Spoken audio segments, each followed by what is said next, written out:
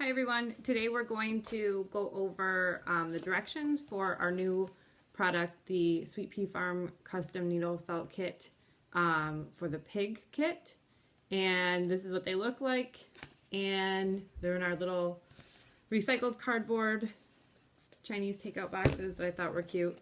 Inside the kit you'll find a sponge. These are about 3 by 3 inch. They're just like upholstery foam, but they work great for felting on. And there is ½ an ounce of pink that you'll use for the top coat of the pig, ears, nose, and legs, and the tail, important. And there's, of course, the whole kit is enough wool to make at least 2 pigs, depending on how big or small you choose to make them. You could even maybe make more. There is an ounce of wool core that is used to make the middle of the pig, so that you don't have to have a ton of the colored wool, so you make the body out of the core wool, and there's an ounce of that in there, so you have plenty for sure. And then nestled in between the pink and white core wool, you'll find your needle, which is a 38 triangle, and a little bit of natural black that we use for the eyes. There's definitely more than enough natural black in there. But as you can see, the needle is extremely brittle, and as you can imagine, it's dangerous because if you poke yourself with it, not only does it hurt going in because of the barbs, it's going to hurt coming out. So you have to be very careful, especially if you are getting this kit for a child. You want to make sure they are working under adult supervision only, because that definitely could hurt you and you don't want it to be a negative experience. So that's something to be careful of. So these are all the things that come in your little kit. When you receive it, my best advice would be in the beginning to split your core wool and your pink in half, so, or in 3s, depending on you know, if you want to make your pigs really small, that's up to you. But there's certainly enough to make 2 the size that I'm going to show you how to make, and certainly plenty of the black for eyeballs. So you just want to make sure that if you're new to needle felting, you can store the needle in the sponge, because that's a safe, you know, place for it. It'll stand up there, and you never want to set the needle flat down on the table, because if it gets misplaced or lost and falls on the floor, little kids or pets are bound to get hurt. So you always want to make sure that when you're not working with your needle, you stick it in the sponge. And when you are working with your needle, you always poke in the direction, you always pull the needle out in the direction you poked in, so that you don't bend it, because they're so brittle and so easy to break. So so it's just something that you want to keep in mind before you start your project. You want to practice poking up and down straight, or, you know, whatever the direction is that you're going. So that's something to think about. All right, so now we're going to get started and work on our pig. All right, so let's get to work on making one of these cute little guys. It's going to be fun, and remember, just be very careful with the needles. Don't poke yourself. Okay, so after you have split your core wool and your pink wool in half, the first step is to begin rolling. Oh, I picked up some black on my walkover. Ooh, okay, is to begin rolling it into an egg shape. So I kind of, you know, take it. This is just stuff I picked up out of the bin, but take it and roll down, and then you kind of want to fold your edges in.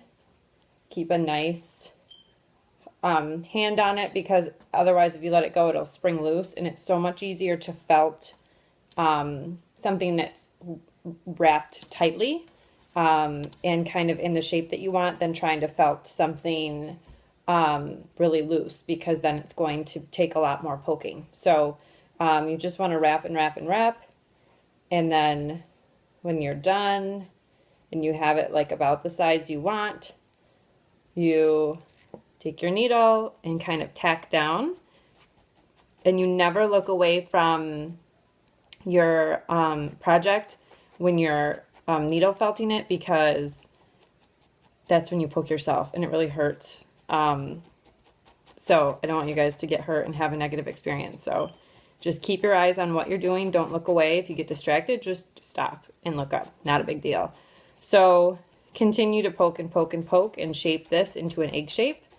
Make sure that you're poking and pulling out in the same direction. If you poke it in and then try to turn it, it'll snap that. This is just one of my like well-loved needles that's bent, but it'll snap that brittle tip right off, and then you got to wait till another one comes in the mail. We don't have any shops around here that sell them, so maybe you do, but in upstate New York, we have to order them in. So continue to felt the wool. The more you poke in an area, the more it's going to, you know, firm up and go in. So if you want, you know, the butt end to stay really wide and fluffy, you know, just kind of get that tack down and then poke more up towards the head. And you don't have to have this part, like the surface of this part, perfect, because you're going to put the pink top coat on it. So it's just, you know, basically to get the correct shape that you want. But it's not, you know, it's not a perfect finish on this piece because it's just the core. That's why they call it wool core batting. Okay, so you can pause it now if you want and continue to felt until you get to the right shape that you want. And then when you're done felting it, you should have, you know, a nice squishy but firm egg shape. Okay, so the narrower part is going to be where you put forward for the pig's head and the chunkier part for the little piggy buns.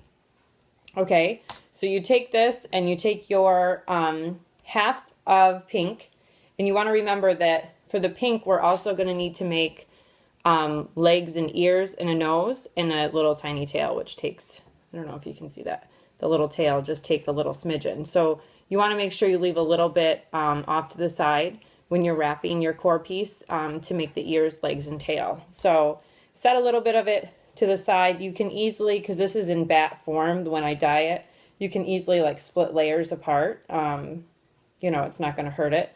So set some over to the side. You don't want it to be too thick when you're rolling it because you're going to roll the piece into it, and you can always add more.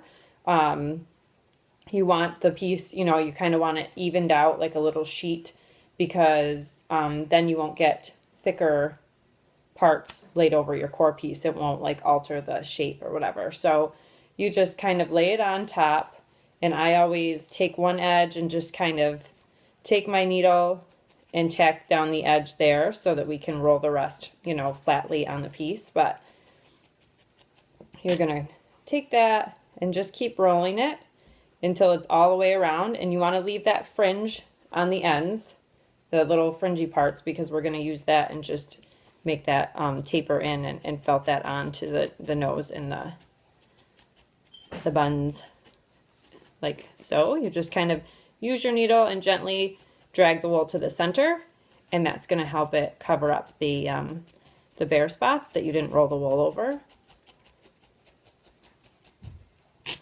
And see, when I rolled, I got a couple little, like this is kind of a bare area on the wool. So you can pull some back here and just cover that up. It's really easy. Wool is so fun to work with because it's so forgiving. And or you can take a little bit more of the fluff that you've set aside if you really need extra, if you didn't take enough. You only need, I mean, this is how much I have left from my half of pink. So this is quite a bit to do 2 little ears and 4 little legs and a tail and a nose. So, you know, if you need extra, go ahead and grab it. We continue to felt and bring the nose just like you did the rear end, and you know, just use your needle to gently drag the fiber into the center. And don't worry if it's bumpy, because you're going to continue to felt that until it's smooth. One tip for once you get all the wool kind of tacked down all over the place so it's pretty well on there. I'm not necessarily a perfectionist, but when it comes to felting, I just do things that I think are fun and cute. I don't obsess over getting every single little fiber felted in. But if you want to help reduce the fuzz on your surface of your piece, once you're comfortable with like the regular stabbing, you can take your needle and kind of stab and drag back, you know, and just make sure that you're poking at the angle that you are pulling out. and that will reduce the little fibery bits that you still see after you've kind of felted it well. This you have quite a bit more work to do with, so keep felting and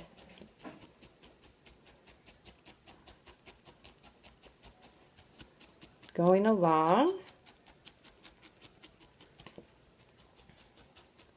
Okay, and mine is not, again, going to be perfect because I want this video to be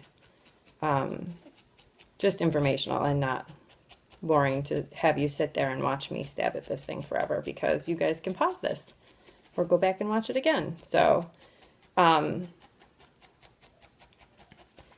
just keep going, and you can felt it a little more if you want so that mine still has some little lumps and bumps. But basically you coat it with the pink and then you're ready to start making the, I definitely want to smooth out the face a bit more than that. We don't want a Frankenpig, but you want to kind of smooth out the face after you've brought all those fibers in so that you have a nice soft face to work on when you're adding your features. Okay, so I always take a little bit of the wool, a little bit of the pink that you kept half of, and roll it down into a little piece like this, and then fold one side in, fold the other side in, and then you're going to put it flat on your felting surface and start felting it flat. And you can kind of shape it as you poke if you want to have, you know, a nose that's kind of tapered at the top and wider at the bottom, or, you know, roundier. This guy has a pretty, you know, roundy little snout shape, but you can do it however you like.